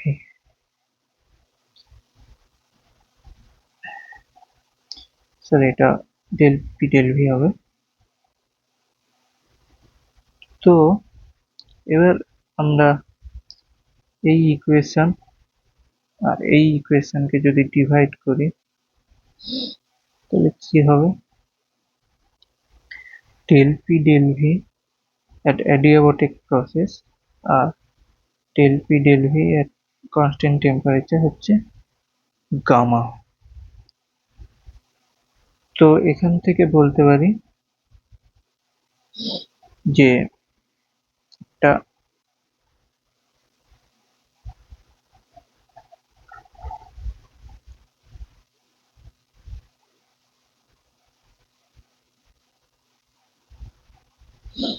যে adiabatic graph is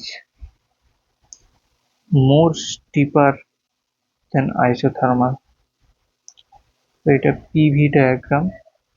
তো এই কার্ভের হচ্ছে কোনো যদি ইনক্লিনেশন নেই, মানে গ্রেডিয়েন্ট, তাহলে ওটা কি হয়, ডেল পি ডেল ভি।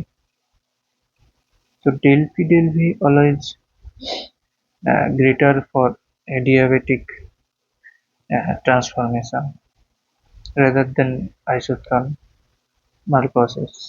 তো এই রিলেশন থেকে আমরা প্রুভ করতে পারি।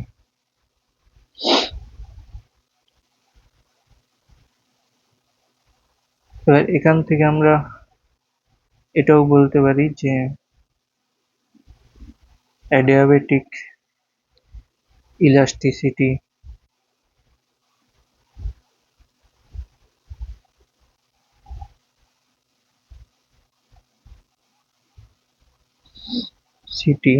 by isothermal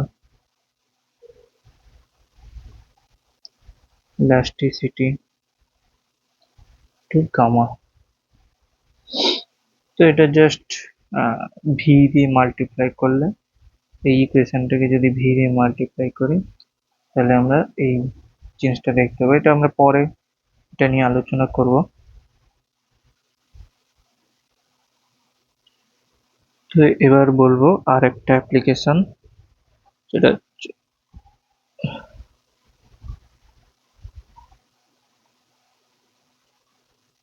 adiabatic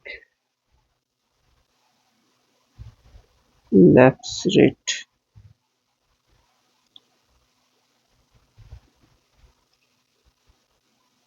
adiabatic lapse rate কি, variation of temperature with height above sea level। কি হয় আসলে, তো এটা আমাদের অ্যাটমসফিয়ার, এটা হচ্ছে সি লেভেল। তো সানরে কিন্তু ডিরেক্ট অ্যাটমসফিয়ারকে উত্তপ্ত করতে পারে না। তাই জন্য সানরের ম্যাক্সিমামটা এসে এই সি লেভেল বা ল্যান্ডে পড়ে। সেটা হচ্ছে এই ল্যান্ড লেভেলকে উত্তপ্ত করে। এবার কি হয়, এর করসপন্ডিং যে এয়ার থাকে সেটা প্রথমে উত্তপ্ত হয় এবং সেটা উপরে যায়। উপরে গিয়ে কি হয়, উপরে প্রেসার কম থাকায় সেটা এক্সপ্যান্ড হয়। তো এই এক্সপ্যান্ডের জন্য কি হয়, সেই তার টেম্পারেচারটা কমে যায়। তো এই এক্সপ্যান্ড হওয়ার জন্য যে টেম্পারেচার কমে যায় তার কারণ হচ্ছে এই এয়ার হচ্ছে হিটের খুব ব্যাড কন্ডাক্টর। তো তাই জন্য আশেপাশের সাথে মানে হিটের লেনদেনটা খুব কম বা হয়নি বললেই চলে। তো সেই কারণে তো এই যে প্রসেসটা, এখান থেকে হিট নিয়ে তপ্ত হয়ে উপরে গিয়ে এক্সপেন্ড হওয়ার যে ব্যাপারটা, এটাকে একটা অ্যাডিয়াবেটিক প্রসেস হিসেবে ধরা হয়।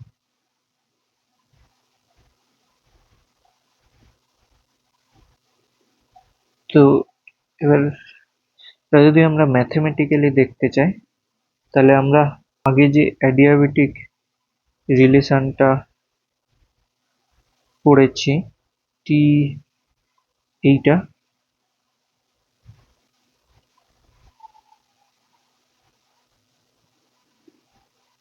উম, আচ্ছা এটাকে কপি করি।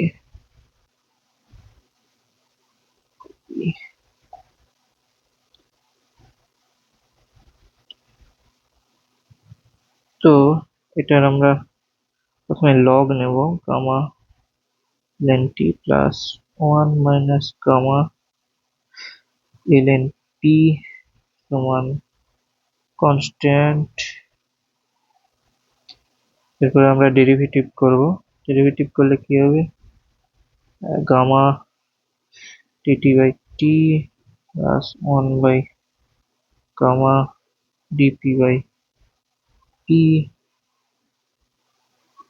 সমান 0। তাহলে এখান থেকে আমরা বলতে পারি যে dp by p equal to gamma gamma minus 1 dt by T. ঠিক আছে, এরপর কি হবে, এরপর যে ডিপির যে চেঞ্জ, সেই change of pressure with height একটা রিলেশন হয়, আমরা ফ্লুইড চ্যাপ্টার পড়েছি, মাইনাস রো জি টিএইচ। মাইনাস সাইনটার কারণ হচ্ছে যদি হাইট বাড়ে তাহলে প্রেসারটা কমে, মানে আমরা আমরা সি লেভেল থেকে যত উপরে যাব প্রেসারটা কমবে। তো এই ডিপি আমরা ইউজ করব এবং আহ, ধরে নিলাম এয়ার একটা আইডিয়াল গ্যাস, তাহলে সেখান থেকে আমরা ইউজ করব পিভি ইকুয়াল টু আরটি। এবার ডিপি বাই টি এর জায়গায় যদি আমি রো জি টিএইচ আর পি এর জায়গায় আরটি বাই ভি লিখি, তাহলে এই ভি গিয়ে মাইনাস রো ভি হবে, জি ডিএইচ হবে, নিচে আরটি থাকবে। তো এই রো ভি কে আমরা মাস লিখতে পারি, যেই পরিমাণ ভলিউম আমরা কনসিডার করতেছি, বাই আরটি। তো এইটা যদি আমরা ইউজ করি এই এই ইকুয়েশনে, তো সেখান থেকে আমি লিখতে পারি mgth rt equal to gamma gamma minus 1 gt by t। তো এখান থেকে বলা যায় dt by dh equal to minus gamma minus 1 by gamma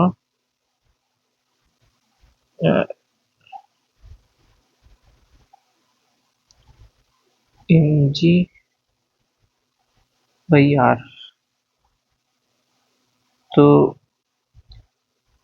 এই টার্মটা পজিটিভ, এই টার্মটাও পজিটিভ। এখান থেকে বলা যায় যে হাইটের সাথে টেম্পারেচার কমছে, কারণ পুরো টার্মটা হচ্ছে নেগেটিভ। তো এইটা হচ্ছে অ্যাডিয়াবেটিক ল্যাপস রেটের ফর্ম। এই যে কন্ডিশনটা, এটা তখনই খাটে যখন হচ্ছে অ্যাটমসফিয়ার ইজ স্টেডি। দ্বিতীয় হচ্ছে এতে আমরা অ্যাটমসফিয়ারের মধ্যে ভ্যাপার কে আমরা কাউন্ট করিনি। তো ভ্যাপার থাকলে এই ফর্মুলা কাজে লাগবে না, অ্যাবসেন্স অফ ভ্যাপার। তো এই এই সিচুয়েশনে কাজ করে, তাই জন্য আমরা দেখতে পাই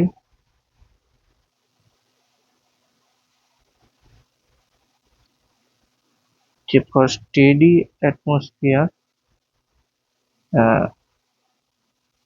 এটা ট্রোপোস্ফিয়ার। ট্রোপোস্ফিয়ার হচ্ছে সবচেয়ে নিচের নিচের অ্যাটমসফিয়ারিক স্ফিয়ার, ট্রোপোস্ফিয়ার।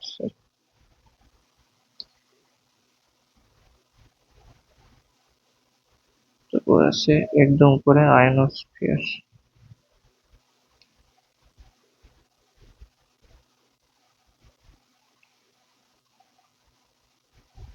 তো এটা হচ্ছে টেম্পারেচার, এটা হচ্ছে হাইট।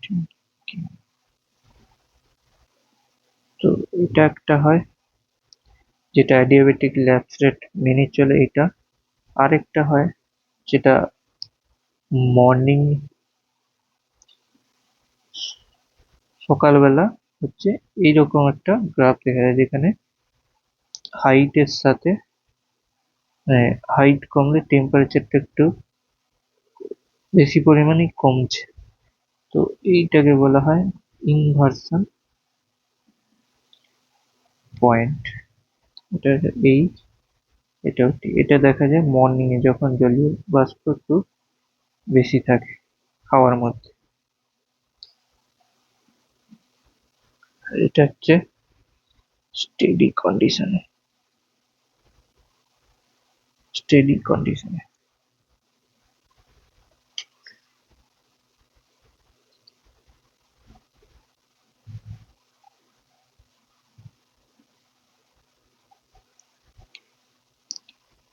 তো এবার যদি গামা আমরা এয়ারের জন্য 1.4 ধরি, জি 9.1 মিটার পার সেকেন্ড স্কোয়ার, আর যদি আমরা 8.31 জুল মোল পার কেলভিন ধরি, এবং এম কে যদি 0.029 কেজি মোল ইনভার্স ধরি। আচ্ছা, তো এখানে আমরা যে রো ভি লিখেছিলাম, সেটা হচ্ছে এই ভিটা হচ্ছে ভলিউম অফ 1 মোল এয়ার। তো যেহেতু আমরা পিভি ইকুয়াল টু আর নিচ্ছি, সেখানে এন অলরেডি 1, মানে এই কন্ডিশনটা রয়েছে 1 মোলের জন্য।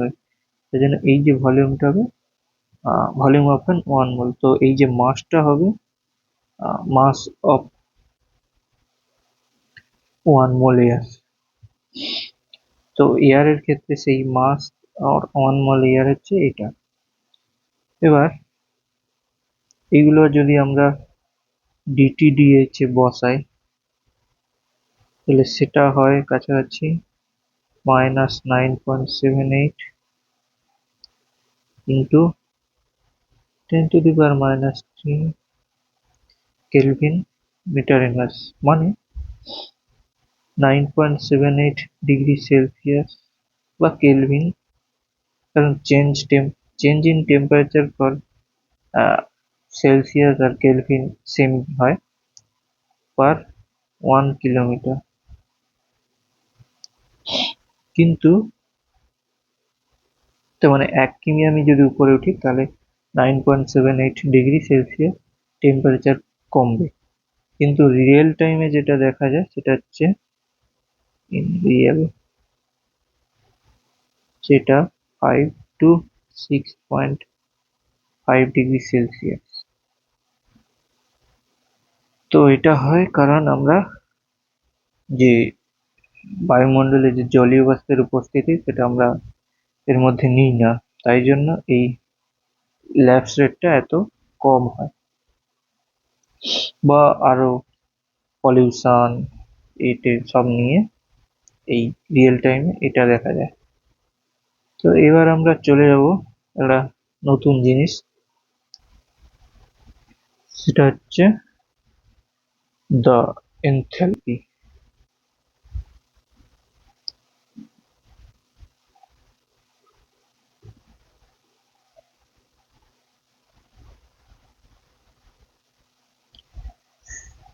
এবার আগের এতে আমরা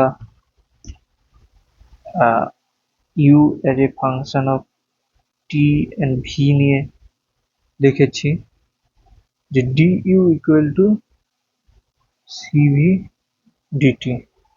এটা সবসময় ট্রু যে কোনো সিস্টেমের ক্ষেত্রে, ঠিক আছে, মানে গ্যাসিয়াস সিস্টেমে। এবার সিমিলার কি আমরা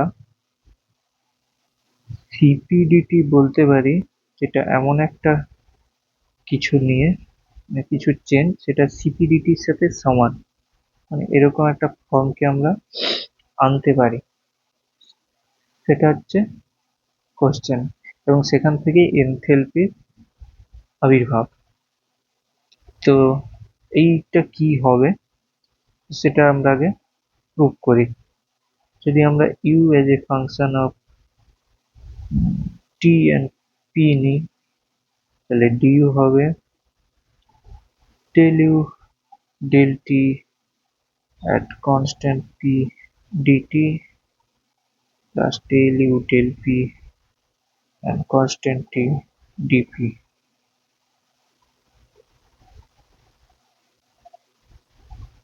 তো এটা হবে। এবার ডেল্টা কিউ আমরা জানি যে ডিইউ প্লাস পি ডিভি, বা ডিইউ এর জায়গায় আমরা এটা ইউজ করব, সেটা হয়ে যাবে তখন ডেল্টা ইউ ডেল্টা, লিখবো না আমি, জাস্ট কপি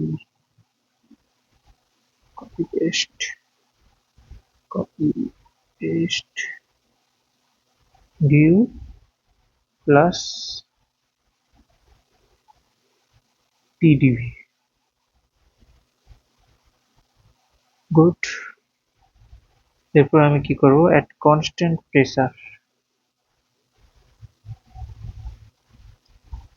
আমি ডেল কিউ কে ডেরিভেটিভ করব। তাহলে ডেল কিউ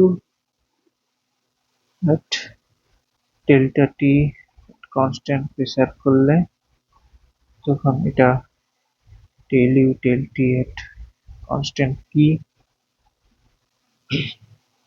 কনস্ট্যান্ট প্রেসার যেহেতু তাই ডিপি টার্মটা জিরো হয়ে যাবে। জিরো হয়ে গেলে থাকবে শুধু P delta V delta T constant P. তাহলে এখান থেকে আমি বলতে পারি delta of U plus PV at constant p, যেটাকে আমরা বলতে পারি delta H delta small t, not small t, is capital T at constant p. তো এই যে h, তো del q del tp is cp, তো cp কে আমরা তাহলে ডেল্টা h ডেল্টা t র কনস্ট্যান্ট p ফর্মে লিখতে পারি।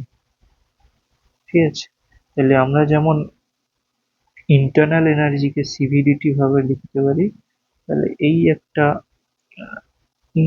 ইন্টারনাল এনার্জির মতো থার্মোডাইনামিক ভেরিয়েবল আছে, যেটাকে আমরা সিপিডিটি আকারে লিখতে পারি।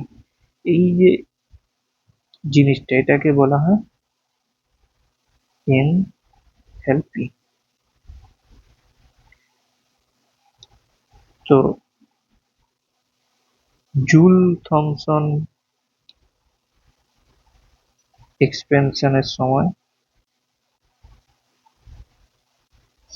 এইচ কনজার্ভ থাকে,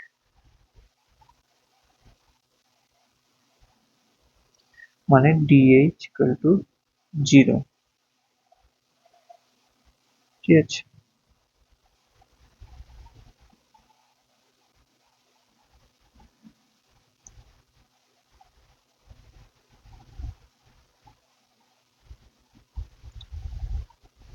এরপর আমরা কি করব, এইচ এর ফর্মে ফার্স্ট ল অফ থার্মোডাইনামিক্সটা লিখব। তো এইচ সমান H function of T and P লিখবো, তাহলে ডিএইচ হয়ে যাবে delta H delta T constant P dT plus delta H delta P constant T dP. এবার H equal to U plus PV, তো এখান থেকে আমরা লিখতে পারবো dH equal to dU plus PdV plus VdP. Delta Q সমান, এটা first law of thermodynamics থেকে লিখছি, ডিইউ, এটা ইউ প্লাস পিডিভি। এবার ডিইউ এর জায়গায় আমি যদি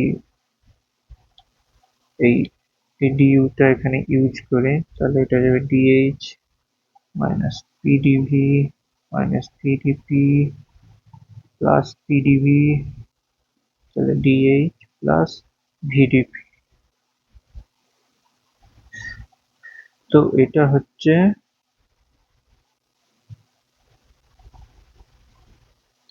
এইচ ফর্মের ফার্স্ট ল অফ থার্মোডাইনামিক্স। তো ইউ ফর্মের ফার্স্ট ল অফ থার্মোডাইনামিক্স ছিল এরকম। তো পার্থক্য কোথায়, যেখানে এইচ ইউজ হচ্ছে সেখানে পিটা ডেরিভেটিভ হয়ে যাচ্ছে, আর যেখানে ইউ ইউজ হচ্ছে সেখানে ভিটা ডেরিভেটিভ হয়ে যাচ্ছে। তো এইভাবে আমরা মনে রাখতে পারবো। ঠিক আছে, তো তাহলে ইউ এর সাথে ভি রিলেটেড আর এইচ এর সাথে পি রিলেটেড, এইভাবে আমরা মনে রাখতে পারি।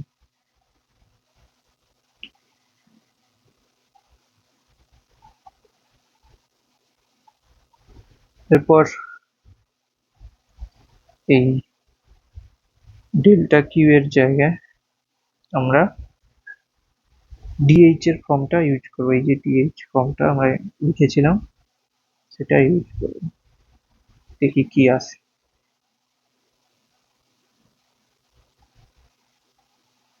তো এইটা মাইনাস প্লাস, ও এটা মাইনাস, সরি মাইনাস ভিডিপি। তো এটা আমি বই দেখেই বলছি যে এটা মাইনাস। তো তো এখান থেকে আমি ডেল এইচ ডেল টিপি কে সিপিডিটি লিখতে পারি plus delta H delta PT minus P, ওটাকে ডিপির মধ্যে লিখতে পারি। তো এটাও একটা form of first law of thermodynamics. তো সিমিলারলি H থাকলে P থাকবে, এবং আমরা যদি ইন্টারনাল এনার্জির জন্য রিলেশনটা চেক করি, তো আমরা কি পেয়েছিলাম, ডেল্টা কিউ ইকুয়াল টু সিভিরিটি, কোথায় লিখেছিলাম, হ্যাঁ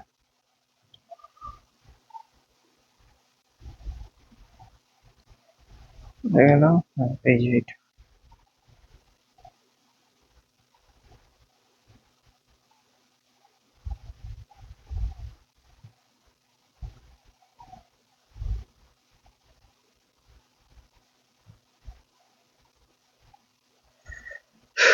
তো এটা থেকে নিশ্চয়ই বুঝতে পারছো যে আমি কি বলতে চাইছি।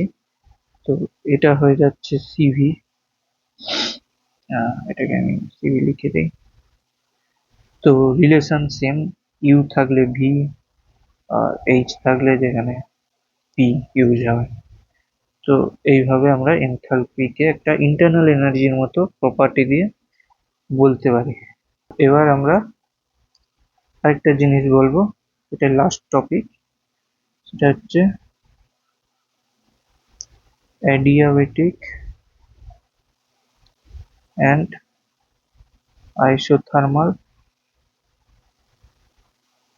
ইলাস্টিসিটি।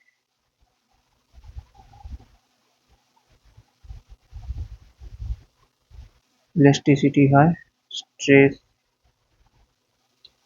বাই স্ট্রেন হয়। স্ট্রেসটাকে আমরা জেনারেলি ডেল্টা পি দিয়ে বলি, আর স্ট্রেনটাকে ডেল্টা ভি বাই ভি দিয়ে বলি। আর এটা জেনারেলি মাইনাস দেওয়া হয়, কারণ আমি যদি ডেল্টা পি প্রয়োগ করি কোনো গ্যাসে, তার ডেল্টা ভিটা হচ্ছে নেগেটিভ হয়, এবং ই কে পজিটিভ রাখার জন্য এই ডেল্টা ভির আগে একটা মাইনাস লাগানো, তাহলে এটা মাইনাস হবে, এখানে মাইনাস মাইনাস ক্যান্সেল হয়ে এই ইটা পজিটিভ হয়ে যাবে। এবার অ্যাডিয়াবেটিক ইলাস্টিসিটি হচ্ছে, অ্যাডিয়াবেটিক প্রসেসকে আমরা মেনলি এস দিয়ে ডিনোট করবো, ই এস। তো এই delta P by delta V কে আমরা ডেরিভেটিভ আকারে লিখতে পারি, তো minus V delta P by delta V, adiabatic process. এবার আইসোথার্মাল ইলাস্টিসিটি কে আমরা ই টেম্পারেচার টি দিয়ে ডিনোট করি, তো এটা হচ্ছে delta P delta V by T. আর ইএস বাই ইটি যদি করি, আমরা ক্লিয়ারলি দেখতে পাচ্ছি কি হবে, delta P delta V S by delta P delta V T হয়, যেটা আমরা অনেক আগে প্রুভ করেছিলাম যে এটা ইকুয়াল টু গামা। গামা হচ্ছে গ্যাসের জন্য একটা কনস্ট্যান্ট। তো এখানে বলতে পারি ইএস বাই ইটি সমান CP by CV equal to gamma. তো এটা একটা খুব গুরুত্বপূর্ণ জিনিস মনে রাখার। তো এই চ্যাপ্টারটা আমি এখানেই শেষ করব। আমি কিন্তু কোনো নিউমেরিক্যাল এক্সাম্পল করাইনি। আমি ভেবেছি যে এরপর যে ভিডিওটা করব আমি, বেসিক অফ থার্মোডাইনামিক্স আর basic of first law of thermodynamics এর মধ্যে যত রকম নিউমেরিক্যাল এক্সাম্পলস হয় সেগুলো আমি জোগাড় করে বলো, সেগুলো একটা এক্সাম্পল ধরে ধরে করব বিভিন্ন টপিক থেকে। তো আশা করছি ভিডিওটা খুবই তোমাদের কাজে লাগবে। তো এই বলে আমার ভিডিওটা এখানে শেষ করছি। Thank you for watching.